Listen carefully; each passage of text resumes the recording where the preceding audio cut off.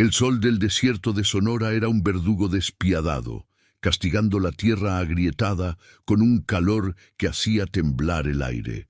El polvo se levantaba en nubes perezosas con cada sacudida de la carreta, cubriéndolo todo con una fina capa de olvido.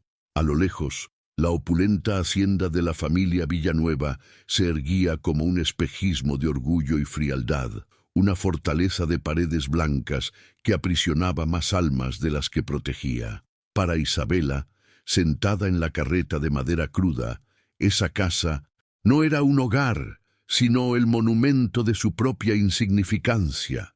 Esta no es solo una historia de desamor, es el viaje de un alma indestructible que fue descartada como basura, pero que estaba a punto de demostrar que el verdadero valor florece en los lugares más inesperados. Necesitamos tu ayuda para seguir contando historias que inspiran. Nuestra meta es una locura: llegar a los 1000 suscriptores con este video. Si crees en el poder de la superación, suscríbete ahora mismo, no te cuesta nada. Y por favor, comenta desde qué rincón del mundo nos estás viendo para que sintamos tu apoyo. Dentro de los fríos muros de la hacienda, Isabela Villanueva siempre había sido una disonancia. Mientras su madre, doña Elvira, y su hermana Catalina flotaban por los salones como aves exóticas y delicadas, Isabela era la criatura de la tierra. Sus manos no eran suaves y pálidas, sino callosas y manchadas de tierra, marcadas por el trabajo secreto en los jardines olvidados de la propiedad. Era allí, entre las flores y hierbas que su familia despreciaba, donde encontraba su único refugio. No poseía la belleza etérea que era la moneda de cambio de su linaje. En cambio, llevaba en sí una fuerza silenciosa, una resiliencia cultivada en la soledad. Sus ojos, aunque a menudo bajos, observaban todo con una inteligencia tranquila que pasaba desapercibida para aquellos que solo sabían ver la superficie de las cosas. La sentencia fue pronunciada por doña Elvira durante el desayuno, su voz cortante como un trozo de vidrio en el silencio de la mañana. Anunció con aire de triunfo la concreción de una alianza matrimonial con el solitario y poderoso ranchero Alejandro Herrera, un hombre cuya vasta fortuna solo era superada por su reputación de salvaje. El aire se llenó de una tensa expectativa. Todas las miradas se volvieron hacia Catalina, la joya de la familia, quien sonrió con presunción, imaginándose ya como la señora de vastas tierras. La unión era estratégica, una forma de solidificar el poder de los Villanueva en la región. La matriarca hablaba de deber y honor, pero sus palabras eran huecas, meros adornos para la transacción comercial que estaba a punto de realizar usando a una de sus hijas como moneda.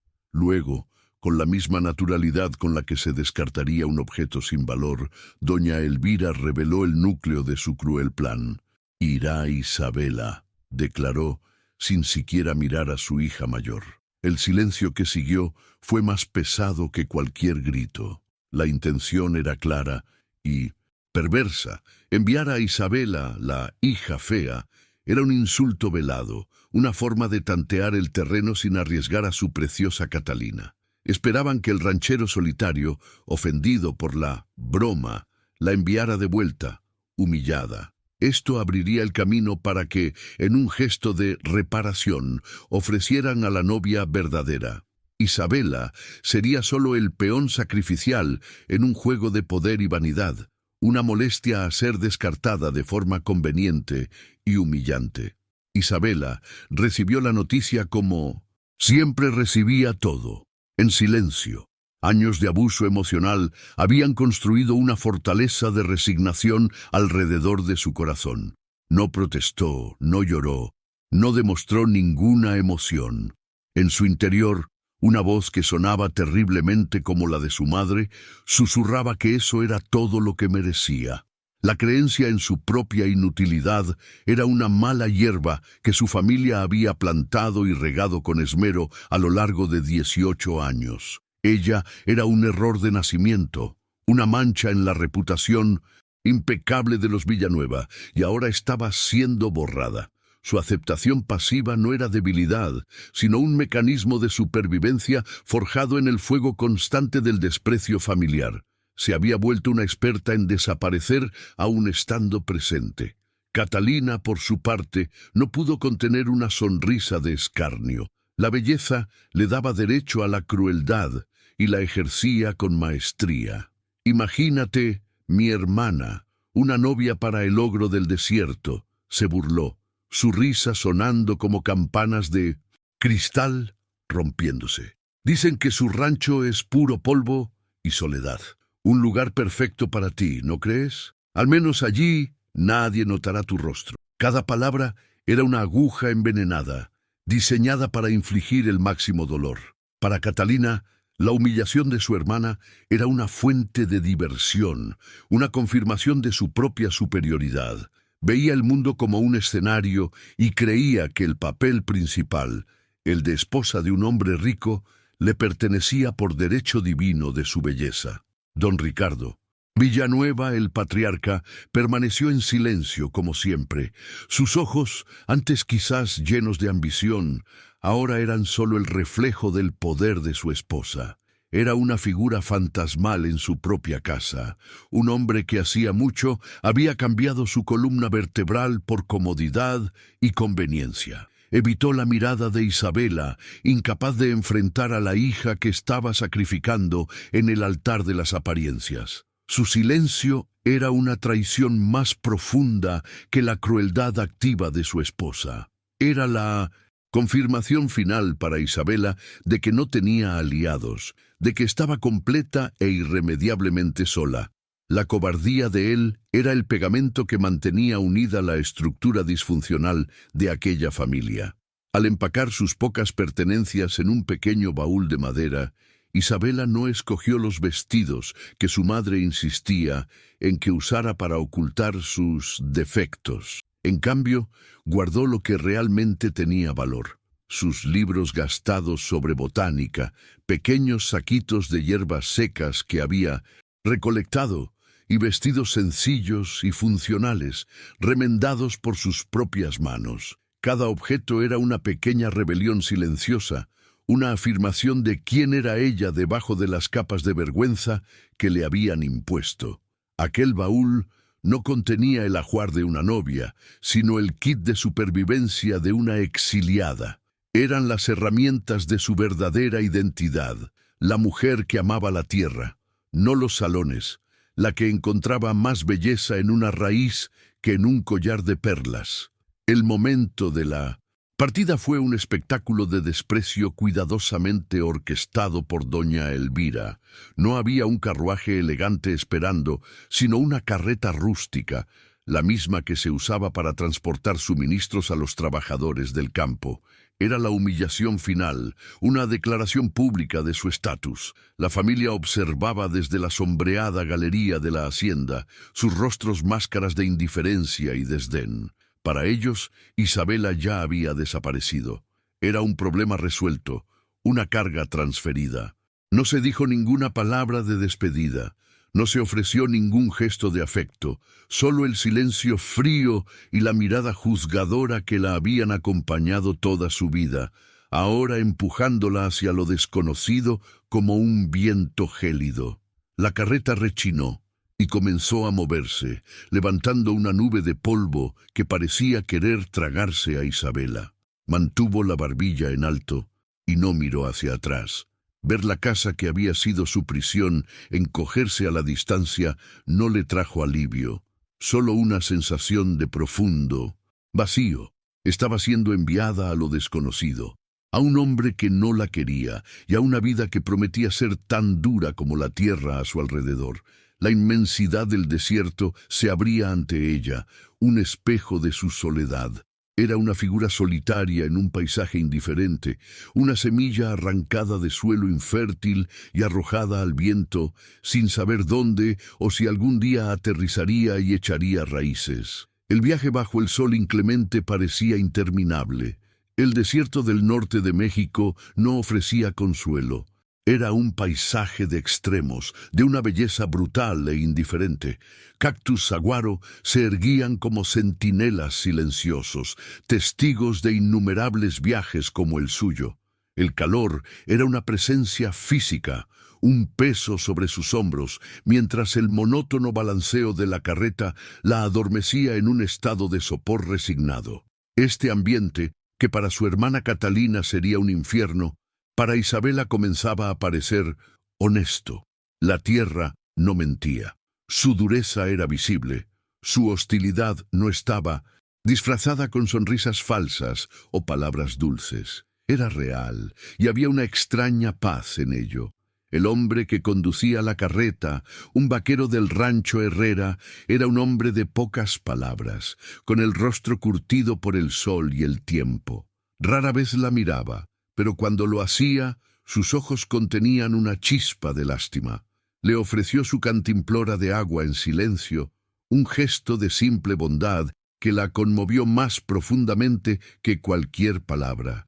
Para Isabela, la lástima era casi tan dolorosa como el desprecio, pues confirmaba la narrativa de su familia. Era una criatura digna de lamento, un alma desafortunada. Aún así, la quietud del hombre era preferible a la charla venenosa de su hogar. Él no la juzgaba, solo la transportaba, como una carga preciosa y frágil. Mientras el paisaje polvoriento pasaba, la mente de Isabela divagaba por fragmentos de su pasado. Recordaba a la única persona que le había mostrado bondad en la hacienda, la vieja cocinera, Inés, que le había enseñado los secretos de las hierbas y le había contado historias sobre la magia de la tierra. Fueron esas lecciones, aprendidas en secreto en la cálida y aromática cocina, las que se convirtieron en su única herencia. Recordaba los momentos en que se escondía en el jardín, sintiendo la tierra bajo sus uñas, y por un breve instante se sentía parte de algo, conectada a un mundo al que no le importaba la simetría de su rostro. Esos recuerdos eran su armadura, las únicas armas que poseía para enfrentar el incierto futuro. Después de 2 días de viaje, la carreta finalmente llegó a las puertas del rancho Herrera. No era la ruina desolada que Catalina había descrito con tanto placer. Al contrario, era una propiedad vasta y funcional, con cercas bien cuidadas y edificios de adobe que parecían haber brotado de la propia tierra.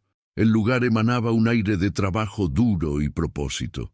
Había una belleza rústica y honesta en su simplicidad, una fuerza que la opulencia estéril de la hacienda Villanueva jamás podría poseer. El rancho no era un lugar de lujo, sino de vida. El sonido del ganado, el olor a heno y cuero, el movimiento constante de los vaqueros, todo hablaba de una vitalidad que contrastaba con el silencio mortal de su antiguo hogar. Alejandro Herrera la esperaba en el porche de la casa principal. Era exactamente como los rumores lo describían, y al mismo tiempo completamente diferente. Alto y de hombros anchos, con un rostro que parecía esculpido en piedra por el viento del 180. De cierto, no era un ogro, sino un hombre forjado por la soledad y el trabajo. Sus ojos, de un profundo color castaño, la evaluaron con una intensidad que la hizo encogerse. La miró a ella, a su ropa sencilla y polvorienta, a la humilde carreta, y su rostro no reveló nada. No había ira, ni sorpresa, ni decepción. Solo una observación silenciosa y penetrante que parecía ver a través de todas sus defensas. El silencio entre ellos era denso y pesado, cargado de todas las cosas no dichas. La humillación de esa llegada, el insulto implícito en el acuerdo. Isabela esperaba una explosión, un rechazo inmediato. En cambio, Alejandro bajó los escalones del porche, tomó su pequeño baúl de la carreta con una facilidad sorprendente y con un breve gesto de cabeza le indicó que lo siguiera. Su falta de reacción era más desconcertante que cualquier furia. No la cuestionó, no la insultó, simplemente la aceptó como un hecho, como la llegada de una estación seca o de una tormenta inesperada. Un evento a ser enfrentado con pragmatismo, no con emoción.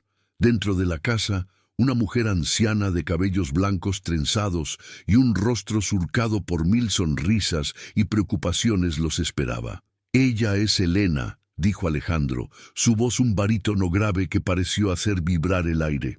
Elena, la ama de llaves, miró a Isabela con ojos sabios y perspicaces. Su mirada no se detuvo en el rostro de Isabela, sino en sus manos callosas y en su postura erguida, a pesar de la evidente humillación. Un destello de comprensión, quizás incluso de aprobación, pasó por sus ojos. Le ofreció a Isabela una pequeña sonrisa y un asentimiento, un gesto de bienvenida que fue la primera gota de calidez que la joven había sentido en días. La casa principal era como su dueño, sólida, funcional y desprovista de adornos innecesarios. Las paredes de adobe eran gruesas, manteniendo el interior fresco, y los muebles de madera oscura eran robustos y bien hechos. Olía a cuero, a humo de leña y al polvo limpio de la tierra. Era un espacio innegablemente masculino, pero también acogedor en su simplicidad. No había espejos dorados ni alfombras persas, solo la honestidad de la piedra y la madera. Estaba a un mundo de distancia de los salones fríos y perfumados de la hacienda Villanueva, un lugar donde la sustancia claramente importaba más que la apariencia. Isabela sintió, por primera vez, que tal vez podría respirar allí. La habitación que le asignaron era sencilla, con una cama de hierro, una cómoda de madera y una ventana que se abría a la vastedad de las llanuras. La luz del atardecer entraba, pintando las paredes de adobe con tonos de oro y naranja. Era un santuario de simplicidad.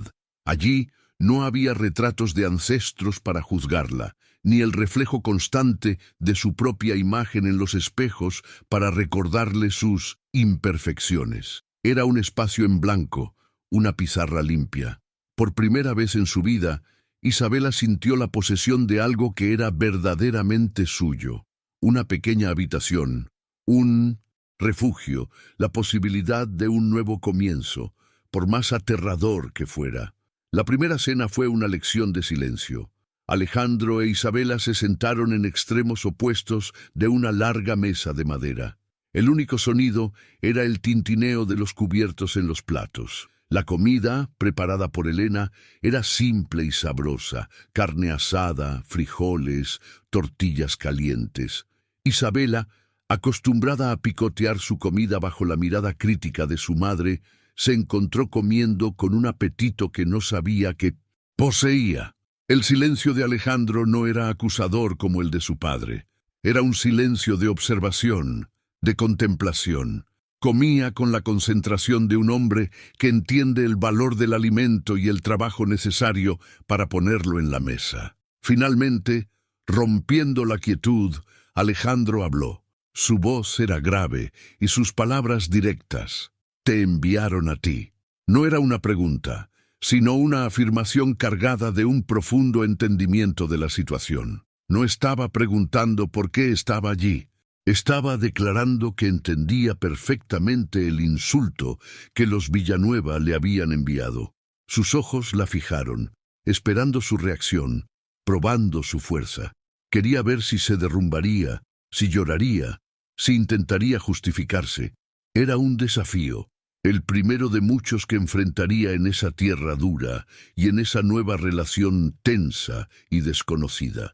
Por un instante, Isabela sintió el impulso de bajar la mirada, de encogerse como siempre hacía.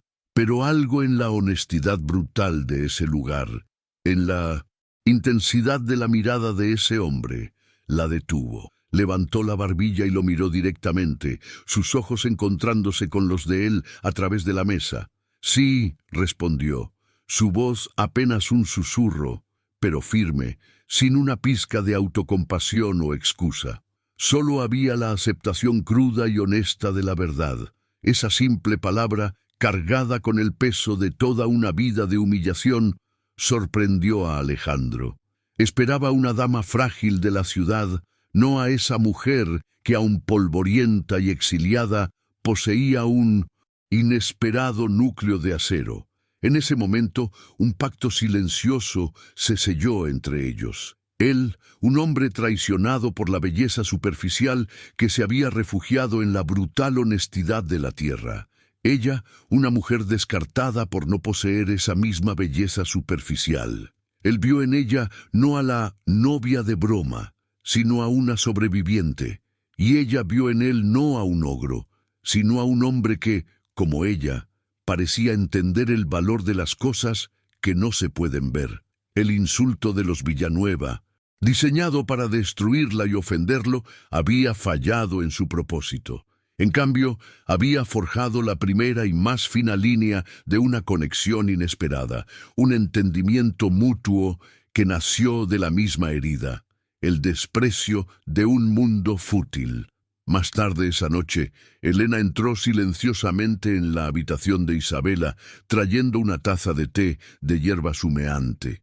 La anciana se sentó en el borde de la cama y con una voz suave como el algodón dijo palabras que se convertirían en la brújula de Isabela en su nuevo mundo. En esta tierra, mija, el valor de una persona no se mide por la belleza del rostro que el sol quema y el tiempo se lleva, dijo, posando su mano arrugada sobre la de Isabela. Se mide por la fuerza de la espalda y el trabajo de las manos. El resto es solo polvo. Fue la primera vez que alguien le ofrecía una medida de valor en la que ella podría tener éxito. Una semilla de esperanza fue plantada en su corazón. Isabela se despertó antes del amanecer con los sonidos de la vida, del rancho, el canto lejano de un gallo, el mugido bajo del ganado siendo reunido, las voces de los vaqueros preparándose para la faena. Fue a la ventana y observó el cielo transformarse de un morado profundo a un naranja vibrante. La vastedad del paisaje, que la noche anterior le había parecido tan amenazante, ahora, bajo la suave luz del alba, parecía llena de promesas. Era una tierra que no pedía ser admirada, sino ser trabajada, ser entendida.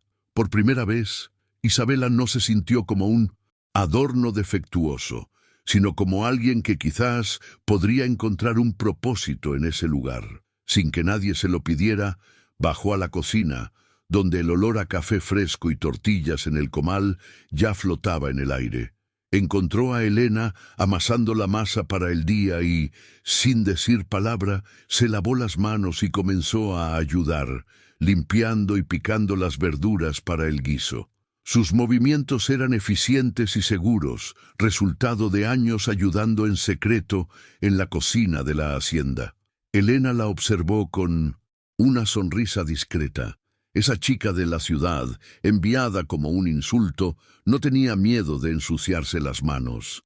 No esperaba ser servida.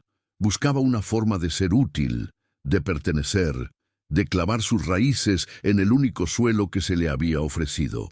Desde lejos, desde el corral donde supervisaba el trabajo de la mañana, Alejandro la vio. Observó a Isabela por un largo momento, notando la forma en que se movía por la cocina, con una familiaridad sin pretensiones. Más tarde, la vio cerca de un pequeño cantero de hierbas en la parte trasera de la casa, examinando las plantas con un toque gentil y conocedor, arrancando una hoja y frotándola entre sus dedos. Esperaba recibir una muñeca de porcelana, inútil y llorona, que se rompería al primer contacto con la dureza de la vida en el rancho. En cambio, había recibido a una mujer silenciosa y trabajadora, cuyos talentos parecían estar arraigados en la misma tierra que él tanto amaba.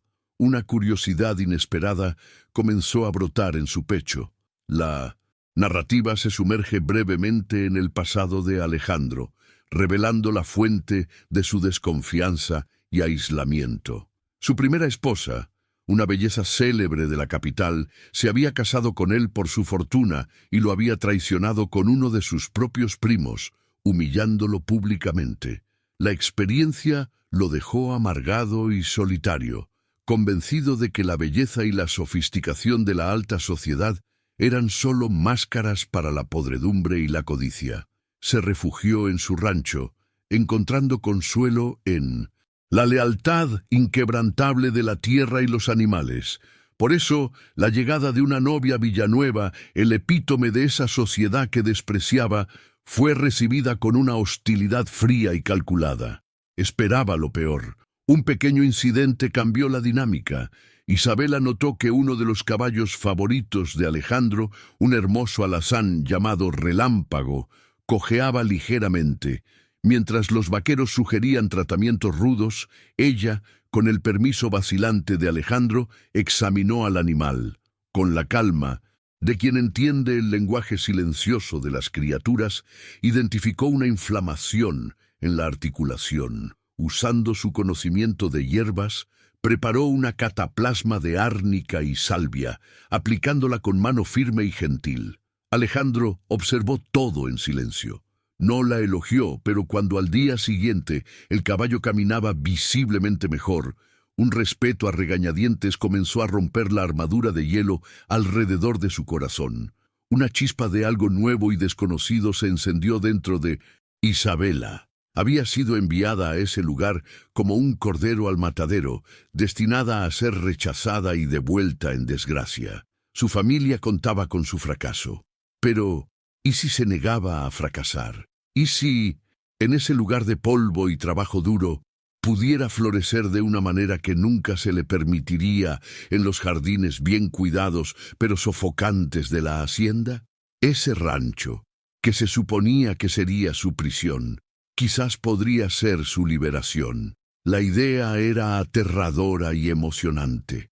Por primera vez, no solo estaba sobreviviendo, estaba comenzando a vislumbrar la posibilidad de vivir. Los días en el rancho Herrera se desarrollaban a un ritmo constante e inmutable, dictado por la salida y la puesta del sol. Isabela, que antes vivía en un tiempo artificial de cenas y visitas programadas, ahora sentía sus pies firmemente plantados en el ciclo de la tierra. Se despertaba con la primera luz, el olor a café y tierra húmeda llenando el aire, y se entregaba al trabajo con una energía que no sabía que poseía. Sus manos, antes solo callosas por el jardín secreto, ahora se volvían más fuertes, capaces de remendar cercas, cargar cubos y cuidar de los animales. El sol besaba su piel, ya no pálida y enfermiza, sino sonrosada y saludable. Aprendía el lenguaje silencioso de los vaqueros, basado en asentimientos y miradas, y se sentía, por primera vez, parte de un engranaje vital. Las semillas de conocimiento que Isabela había cultivado en secreto comenzaron a dar frutos visibles. Su dominio sobre las plantas se transformó en un recurso invaluable para el rancho. Curó a un potrillo de una fiebre persistente con un té de corteza de sauce y preparó ungüentos que cicatrizaban las heridas del ganado con una rapidez impresionante. Explorando los alrededores, descubrió cactus comestibles y raíces que, debidamente preparadas, complementaban la dieta del rancho. Su mayor orgullo, sin embargo, era la huerta que creó en la parte trasera de la casa, un oasis de verde y vida que proporcionaba verduras frescas y especias, aportando una nueva dimensión de sabor y color a las comidas. Cada hoja cosechada era una pequeña victoria contra el pasado, una afirmación de su valor intrínseco. Alejandro mantenía su distancia, pero sus ojos rara vez la dejaban. La observaba desde el porche mientras ella cuidaba de su jardín, admirando la forma en que parecía conversar con las plantas.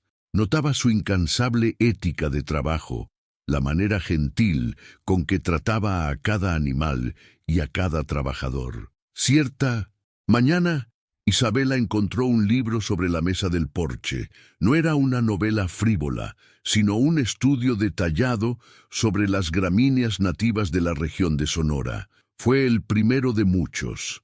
Sin alardes, comenzó a compartir con ella su biblioteca, un tesoro de conocimiento sobre la tierra. Era su manera de decir: te veo, reconozco tu valor. Las largas y silenciosas cenas dieron paso a conversaciones vacilantes. Alejandro, un hombre que se había acostumbrado a la soledad, comenzó a romper su propio exilio. Le preguntaba sobre la huerta, sobre los remedios que preparaba, demostrando una curiosidad genuina. Sus preguntas le dieron a Isabela el permiso para hablar, para compartir el conocimiento que durante tanto tiempo había guardado como un secreto vergonzoso. Su voz, antes un susurro, ganaba firmeza y claridad. Descubrió que tenía opiniones, que tenía ideas, y que Alejandro las escuchaba con una atención que nadie jamás le había prestado. En esas cenas sencillas, a la luz de las velas, una amistad improbable y profunda comenzaba a arraigarse, nutrida por un respeto mutuo. Una tarde cálida, Alejandro la encontró junto al corral, con la mirada fija en los caballos que corrían libres. Había una melancolía en su mirada, un anhelo de libertad que él comprendió sin necesidad de palabras. Minutos después, regresó con 2 caballos ensillados. Sin ceremonia, la ayudó a montar, no de lado como una dama, sino a horcajadas como un hombre, como una mujer de esa tierra. La guió por las vastas llanuras abiertas, enseñándole a sentir el ritmo del caballo, a convertirse en una con el animal. El viento azotaba su cabello, el sol calentaba su rostro, y una abrumadora sensación de poder y libertad la invadió. En ese galope dejó atrás para siempre a la niña frágil de la hacienda. Elena se convirtió para Isabela en la figura materna que doña Elvira nunca fue. Con su sabiduría popular y su corazón generoso, la anciana ama de llaves guiaba a Isabela no solo en las tareas del rancho, sino en el redescubrimiento de sí misma. Mientras remendaban ropa bajo la luz del atardecer, Elena compartía historias de Alejandro, de su dolor y de su bondad oculta. «El patrón ha visto mucha falsedad en la vida, mija», le decía. «Por eso no confía en lo que brilla. Él busca lo que es fuerte, lo que aguanta el sol y la sequía sin romperse». Sus palabras eran un bálsamo para el alma de Isabela, ayudándola a entender al hombre silencioso y a creer que sus propias cualidades, resiliencia y fuerza, eran exactamente lo que él valoraba. En uno de los raros viajes al pueblo cercano para buscar provisiones, Isabela sintió el peso de las miradas curiosas. Las noticias corrían rápido en esas tierras aisladas y todos conocían la historia de la novia fea enviada por los Villanueva. Los susurros la seguían por las calles polvorientas, reabriendo heridas que apenas comenzaban a cicatrizar. Sintió el viejo impulso de encogerse, de volverse invisible, pero entonces sintió la presencia de Alejandro a su lado, más alto y más sólido que cualquier chisme. Él no dijo nada, pero su cercanía era una declaración. Caminó con ella, con la cabeza en alto, tratándola con un respeto que silenciaba a los maliciosos. Ese día no fue solo su esposo por acuerdo, fue su protector. Cierta noche, una violenta tormenta de arena se abatió sobre el rancho, un fenómeno común, pero siempre aterrador. El viento aullaba como un alma en pena, y el polvo fino se infiltraba por todas las rendijas, dificultando la respiración. Asustada por la furia de la naturaleza, Isabela bajó a la sala principal, incapaz de dormir. Encontró a Alejandro allí, de pie junto a la ventana, observando la tormenta con una calma vigilante. Se giró y la vio, acurrucada en una manta. Sin decir palabra, simplemente acercó una silla a la suya y se sentó. Permanecieron en silencio durante horas, escuchando el caos exterior, la presencia del otro, un puerto seguro en la oscuridad. La tormenta los unió en una intimidad silenciosa. La paz fue rota por la llegada de un mensajero, portador de una carta con el sello de los Villanueva. El corazón de Isabela se heló. La elegante caligrafía de su madre llenaba la página con saludos falsos y preguntas venenosas, todas disfrazadas de preocupación maternal. «Esperamos que te estés adaptando», escribía doña Elvira, «y que el señor Herrera no se haya decepcionado». Cada palabra era un cuchillo, diseñado para recordarle su propósito original: ser un insulto, una pieza desechable. La carta deshizo meses de progreso, trayendo de vuelta toda la inseguridad y el sentimiento de inutilidad. Se escondió para llorar, convencida de que cualquier bondad que Alejandro le hubiera mostrado era solo lástima. Como si la turbulencia emocional de Isabela hubiera invocado una respuesta de la propia naturaleza, la estación de lluvias no llegó. El cielo permaneció de un azul cruel y sin nubes durante semanas, luego meses. El sol abrasador convirtió los pastos verdes en una alfombra de heno seco y quebradizo.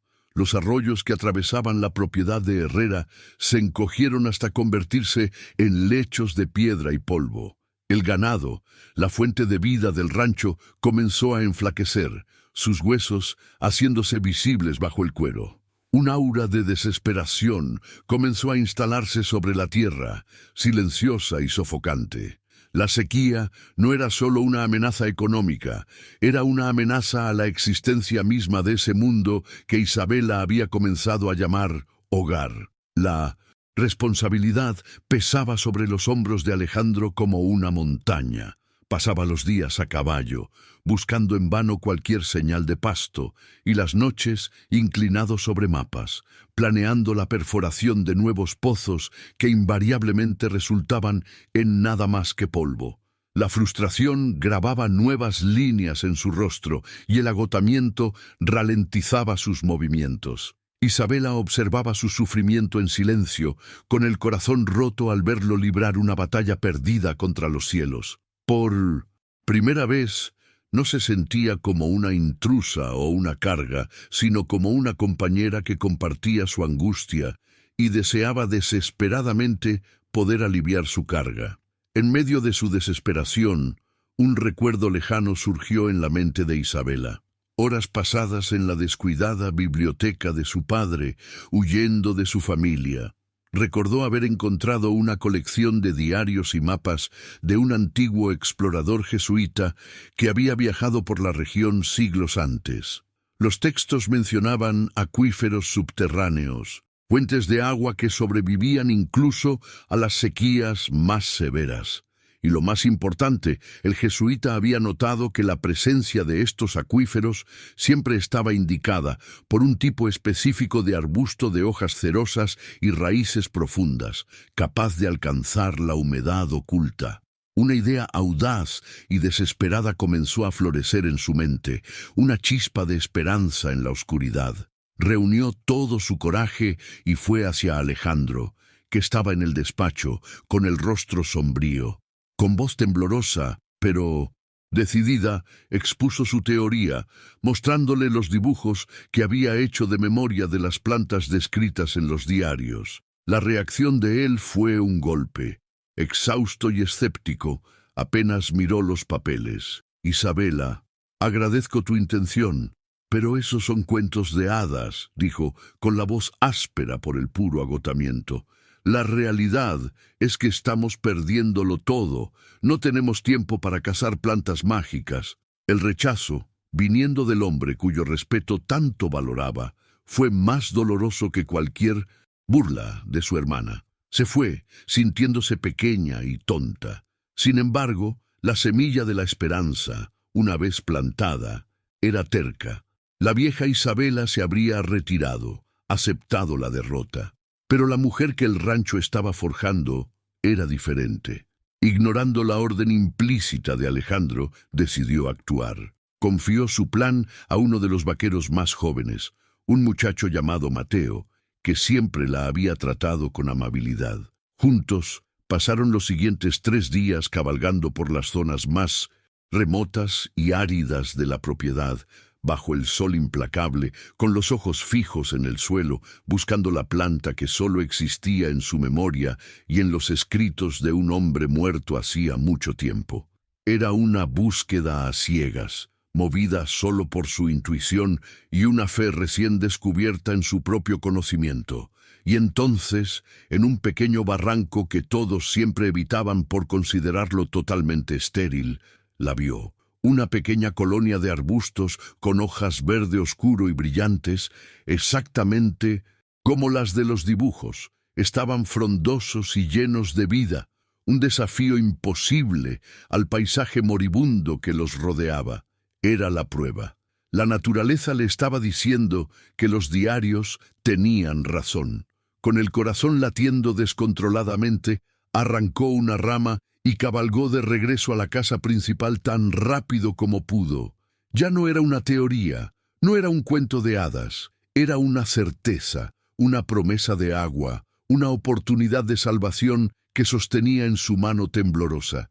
Irrumpió en el despacho de Alejandro, sin aliento y cubierta de polvo, y arrojó la rama sobre su escritorio. Su pasión y certeza eran tan abrumadoras que sacudieron el escepticismo de él. Miró la rama, luego los ojos de ella, que brillaban con una intensidad febril. En ese momento, enfrentado a la ruina segura y a la última y más improbable de las esperanzas, Alejandro tomó una decisión. Eligió creer en ella. «Reúna a los hombres», le dijo a su capataz, con la voz firme de nuevo. «Vamos a cavar». Era un acto de fe, no en mapas antiguos, sino en la mujer que había comenzado a ver como mucho más que una simple novia no deseada. El trabajo fue brutal. Los hombres cavaron durante horas bajo el sol del mediodía, la tierra dura y pedregosa, resistiendo cada golpe de pala. La esperanza comenzó a disminuir, reemplazada por murmullos de duda. Alejandro nunca vaciló, cavando junto a sus hombres, su mirada buscando ocasionalmente la de Isabela, que observaba con el corazón en un puño. Y entonces sucedió.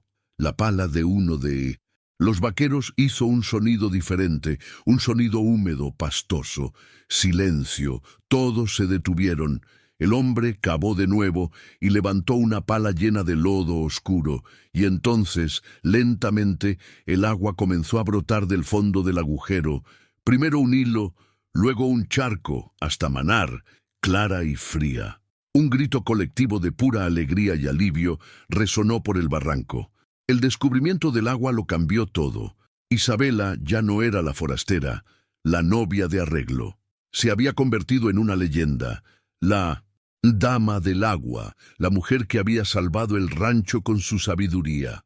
El respeto de los vaqueros era ahora profundo y genuino.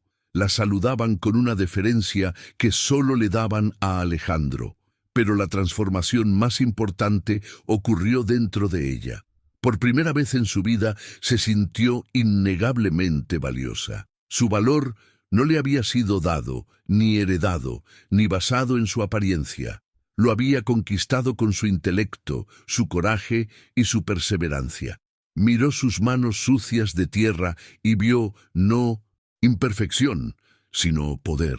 Esa noche, la celebración en el rancho fue contenida, pero cargada de una profunda emoción.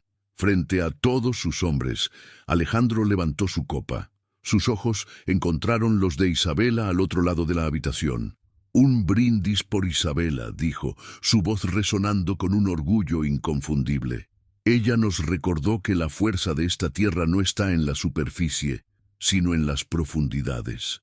Más tarde, en el silencio del porche, bajo un cielo estrellado, se acercó a ella y por primera vez tomó su mano. El gesto fue más íntimo que cualquier beso. No necesitaba decir nada. En ese toque, ella sintió la promesa de un futuro, la solidez de un amor nacido del respeto. La armonía recién descubierta fue brutalmente interrumpida la semana siguiente. Un carruaje fino y lacado, tan fuera de lugar en ese escenario rústico como una orquídea en el desierto, apareció en el horizonte. De él descendió Catalina, impecable en un vestido de seda importada, pareciendo un ángel exiliado del paraíso. Había venido, motivada por una carta mordaz de su madre, para presenciar el fracaso de su hermana y quizás recoger los pedazos de un acuerdo lucrativo. Sus labios se curvaron en una sonrisa condescendiente, esperando encontrar a una Isabela rota y a un ranchero enojado, listo para negociar por la novia correcta. Lo que Catalina encontró, sin embargo, sacudió su confianza. Su hermana no estaba rota, estaba radiante, con la piel bronceada y los ojos brillantes de un propósito recién descubierto. Y Alejandro Herrera no era un ogro furioso, sino un hombre poderoso que miraba a Isabela con una admiración inconfundible. La casa, aunque rústica, era un hogar próspero y bien cuidado. La envidia, una emoción que Catalina rara vez sentía, la golpeó con la fuerza de un veneno. Su desprecio inicial se transformó en un deseo perverso de destruir la felicidad que su hermana fea había encontrado. Una felicidad que ella creía que era suya por derecho de nacimiento. Catalina comenzó inmediatamente su campaña de sabotaje usando las armas que siempre había manejado con perfección, su encanto y su belleza. Llenó la casa silenciosa con risas agudas y conversaciones frívolas sobre bailes y vestidos, un idioma extranjero en ese mundo de trabajo y sustancia. Coqueteaba descaradamente con Alejandro, tocando su brazo y mirándolo con ojos que prometían un tipo de placer que, asumía ella, su hermana sin gracia jamás podría ofrecer. En cada oportunidad, menospreciaba a Isabela con elogios falsos que eran, en realidad, insultos velados, comparando la vida primitiva del rancho con la sofisticación de la capital. La presencia de Catalina fue como un veneno lento, reactivando todas las inseguridades de Isabela. La confianza que había construido con tanto esfuerzo comenzó a desmoronarse bajo el ataque constante. Al lado de la belleza radiante y la confianza inquebrantable de su hermana, Isabela volvió a sentirse torpe, sin gracia, la hija fea. Comenzó a dudar de todo. ¿Era real el respeto de Alejandro o solo gratitud? ¿Acaso, confrontado con la deslumbrante belleza de Catalina, finalmente vería lo inadecuada que era ella como su esposa? Las voces de su pasado, personificadas por su hermana, volvieron para atormentarla, más altas y más crueles que nunca, pero Alejandro no era el tipo de hombre que se dejaba engañar por lo que brilla. Él, que había sido quemado por la belleza vacía, veía a Catalina con una claridad cortante. Veía su vanidad, su pereza, la crueldad detrás de sus dulces sonrisas. Y al contrastarla con Isabela, solo veía con más nitidez la fuerza, la inteligencia y la bondad de su esposa. La presencia de Catalina, en lugar de alejarlo de Isabela, solo solidificó sus sentimientos. Respondía a las insinuaciones de su cuñada con una cortesía fría y distante, pero sus ojos buscaban constantemente a Isabela, ofreciendo un apoyo silencioso que ella, cegada por su propia inseguridad, luchaba por ver. La fiesta anual de la cosecha era el corazón palpitante de la vida social de la región. La plaza del pueblo, normalmente somnolienta y polvorienta, explotaba en una sinfonía de colores y sonidos. Tiras de papel picado danzaban al viento. El vibrante sonido de la música de mariachi llenaba el aire y el olor a maíz asado, canela y carne a la parrilla se mezclaba en una promesa de celebración. Para la comunidad era un momento de gratitud por la generosidad de la tierra. Para Isabela, sin embargo, la perspectiva de enfrentarse a la multitud era un nudo de pavor en su estómago. Ella, que había encontrado la paz en la vasta y silenciosa extensión del rancho, ahora tendría que enfrentarse al escrutinio de cientos de ojos curiosos. Catalina, una maestra de la intriga social, veía el festival no como una celebración, sino como un campo de batalla, el escenario ideal para su victoria final e incuestionable. En las semanas previas al evento, realizó visitas estratégicas a las esposas de los rancheros más influyentes, tejiendo una red de mentiras con la habilidad de una araña. Con falsos suspiros de preocupación, pintó un cuadro de Isabela como una criatura extraña y solitaria, casi una salvaje, que de alguna manera inexplicable había embrujado al pobre viudo Alejandro Herrera. Plantó la semilla de la duda y el escarnio, preparando el terreno para que la caída de su hermana fuera no solo una derrota personal, sino un espectáculo público.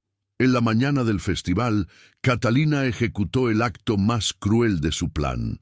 Entró en la habitación de Isabela sosteniendo un vestido. «Te traje un regalo, hermanita», dijo, su voz goteando una dulzura venenosa. El vestido era una de sus piezas antiguas, un modelo soso, de color desvaído y un corte que no favorecía a Isabela en absoluto. «Es un estilo más sencillo, más adecuado para ti. No queremos que te sientas incómoda tratando de ser algo que no eres». La oferta era un insulto envuelto en un falso acto de generosidad, diseñado para asegurar que Isabela pareciera una criada, torpe junto a la radiante elegancia de su hermana. El cruel gesto golpeó a Isabela de lleno. Miró el vestido soso y luego su propio reflejo en el espejo y vio a la niña fea que su familia siempre dijo que era. El miedo y la vergüenza la paralizaron. Su primera reacción fue rendirse, no iría. Fingiría un dolor de cabeza, una indisposición. Era más fácil esconderse en el rancho, en su refugio, que enfrentar la humillación pública que Catalina había orquestado con tanto esmero. Las voces del pasado resonaron en su mente, susurrando que no pertenecía a ese mundo de fiestas y belleza, que su lugar estaba en las sombras, invisible y olvidada. Justo cuando estaba a punto de ceder a la desesperación, Elena entró en la habitación, su rostro sabio leyendo la situación al instante. Tomó el vestido ofensivo y lo dejó a un lado con desdén. Sin ofrecer palabras vacías de consuelo, tomó uno de los vestidos sencillos de Isabela, uno de algodón del color de la tierra, y se puso a trabajar. Con manos ágiles, hizo pequeños ajustes en el talle y usando hilos de colores bordó delicadas flores del desierto en el cuello y los puños. «Tu belleza no viene de una costurera de la Ciudad de México, mija», dijo Elena suavemente. «Viene de esta tierra. Usa lo que es tuyo». El gesto transformó un simple vestido en una armadura. Su llegada a la plaza fue exactamente como Catalina había previsto. Todas las cabezas se giraron. Catalina, deslumbrante con un vestido de seda color esmeralda que realzaba su cabello oscuro y su piel clara, se aferró al brazo de Alejandro, absorbiendo las miradas de admiración como una flor absorbe el sol. Isabela caminaba un paso atrás, su vestido de algodón bordado luciendo humilde en medio de tanto esplendor. Inmediatamente, los susurros comenzaron a extenderse entre la multitud, un veneno sutil que seguía sus pasos. La gente miraba de Catalina a Isabela y de vuelta, las crueles comparaciones y las despectivas conclusiones evidentes en sus rostros. Catalina esperó el momento perfecto. Cuando estuvieron rodeados por el círculo más acomodado de la sociedad local, comenzó, su voz lo suficientemente alta para que todos la oyeran. «Ah, recuerdo cuando éramos niñas», dijo con una risa que pretendía ser encantadora. «Isabela siempre fue tan apegada a la tierra. Mientras yo aprendía a bordar, ella prefería hacer pasteles de lodo. Tan torpe, pobrecita, siempre tropezando con sus propios pies». Contaba las historias como si fueran recuerdos afectuosos, pero cada palabra era una pincelada en la caricatura humillante que estaba pintando de su hermana para una audiencia completamente cautivada y cómplice. Una oleada de risa contenida recorrió el grupo. No era una carcajada abierta, sino un tipo de diversión condescendiente que dolía mucho más. Isabela sintió que el calor le subía al rostro, un ardor de vergüenza que la transportó de vuelta a los fríos pasillos de la hacienda. Era el mismo sentimiento de inadecuación, el mismo dolor, agudo de ser el blanco de una broma cruel, pero amplificado por docenas de miradas. Por un momento se sintió exactamente como Catalina la había descrito, una criatura del lodo, torpe y fuera de lugar en un mundo de seda y sonrisas pulidas. Su único deseo era que el suelo se abriera y se la tragara. Sintiendo la victoria cercana, Catalina se preparó para el golpe de gracia. Puso una mano en el brazo de Alejandro, su rostro una máscara de falsa preocupación. Mi pobre hermana, siempre se ha sentido más cómoda con los animales que con la gente. Me temo que toda esta gente es demasiado para ella, dijo, su voz goteando lástima. Luego, volviéndose hacia la esposa del alcalde, añadió en tono conspirador, quizás el patrón debería haber elegido una esposa más adecuada para ser la anfitriona de su casa. La ofensa fue directa, la implicación clara. Alejandro había cometido un error, y la solución a ese error estaba allí mismo, radiante y disponible. En ese instante, algo cambió dentro de Isabela. Toda una vida de humillación tragada, de dolor soportado en silencio, llegó a su límite. La ira, una emoción que rara vez se permitía sentir, subió como fuego líquido, quemando la vergüenza y el miedo. Pensó en el agua que encontró, en los caballos que cabalgó, en el respeto que se había ganado. ¿Iba a permitir que todo eso fuera borrado por unas palabras venenosas? Levantó la cabeza y miró a Alejandro, esperando ver la confirmación de sus peores miedos en su rostro. Decepción, arrepentimiento, vergüenza. Ese era el momento de la verdad. Pero lo que vio en el rostro de Alejandro no fue vergüenza. Fue una furia gélida y silenciosa, más aterradora que cualquier grito. Sus ojos se oscurecieron y su mandíbula se tensó. Con un movimiento lento y deliberado, que pareció durar una eternidad, retiró la mano de Catalina de su brazo como si estuviera tocando algo sucio. El gesto fue tan definitivo, tan lleno de contenida repulsión, que un silencio abrupto cayó sobre el grupo. La música pareció detenerse. Toda la plaza, sintiendo el cambio sísmico en la atmósfera, centró su atención en la escena que se desarrollaba. Alejandro no perdió el tiempo. Dio un paso hacia Isabela y, ante todos, tomó su mano, entrelazando sus dedos con los de ella con una firmeza posesiva. La atrajo a su lado, un claro gesto de alianza, de elección. Ignorando a la multitud, fijó su mirada en Catalina, y su voz, aunque baja, cortó el silencio como una cuchilla. Tienes razón en una cosa. Catalina, dijo, tu hermana no es adecuada para tu mundo. Un mundo de sonrisas vacías, promesas rotas y corazones huecos, donde el valor de una persona se mide por la calidad de su seda. Cada palabra era una condena. Luego se volvió hacia la multitud, su imponente figura dominando la plaza. Su voz estalló, llena de una pasión que nadie le había visto demostrar jamás. «Miren a esta mujer», rugió, levantando la mano de Isabela para que todos la vieran. «Mírenla bien. Ven un vestido sencillo. Ven manos que no son suaves. Creen que conocen a mi esposa, pero no la ven en absoluto». El desafío en su voz era palpable, obligando a cada persona a confrontar su propio juicio superficial.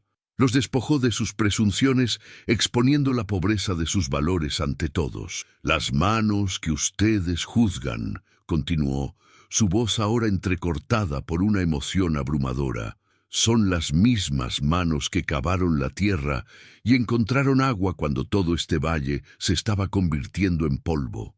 El silencio, que confunden con estupidez, es la quietud de una mente que prefiere la verdad al chisme. Esta mujer, de la que ustedes se atreven a reír, salvó sus tierras, su ganado, sus familias». La acusación en su voz era innegable, y los rostros comenzaron a enrojecer de vergüenza por toda la plaza. La atrajo más cerca, su cuerpo protegiendo el de ella, sus ojos fijos en los de ella, pero sus palabras eran para el mundo entero. Él la veía, y quería que todos la vieran como él la veía. Ella no es una anfitriona para servir vino en una sala de visitas. Es una guerrera que lucha contra el desierto. No es una flor delicada para ser mantenida en un jarrón, para morir lejos de la luz. Hizo una pausa y su voz resonó con amor, orgullo y convicción. Ella es el alma de esta tierra.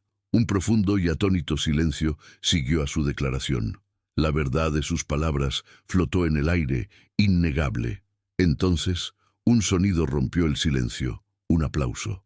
Comenzó con los vaqueros y campesinos en el borde de la multitud, aquellos que habían presenciado el milagro del agua, y luego se extendió, creciendo en volumen hasta que toda la plaza estaba aplaudiendo. No era un aplauso para Alejandro, sino para Isabela.